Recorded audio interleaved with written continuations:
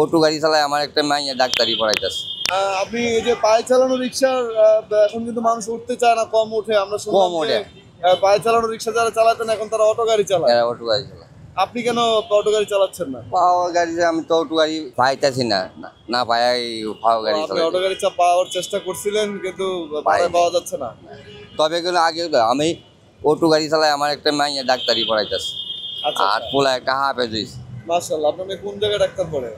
এই পল্লবী আচ্ছা আচ্ছা আচ্ছা নার্সিং কলেজের মধ্যে পড়তেছে। আচ্ছা আচ্ছা আচ্ছা নার্স হবে না? নার্স হবে। আর আপনার ছেলে কি করছে? যেটা হাফেজ হইছে, হাফেজ হয়ে আবার এই ওয়া করতেছে, আচ্ছা আচ্ছা ট্রেনিং দিতেছে মাস্টারি লাগিয়ে। আচ্ছা আচ্ছা যাক মাশাআল্লাহ। এই এলাকাতে পায়ে চালানো রিক্সা কি যাত্রী কম কিনা এখন? যাত্রী কম, এর আমাদের উঠে না যাত্রী।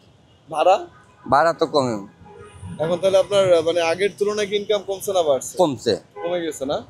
আওয়ামী লীগ যেগুলো আসিল এবেলা করলাম পাওয়ার রিক্সা অটো আসিল সীমিত ভিতরে আসিল। জি অন যেমন আওয়ামী লীগ সরকার নাই গিয়া অন উড়ে আমাদের উঠে অন আমরা পাওয়ার গাড়ি ভাড়া পাই না।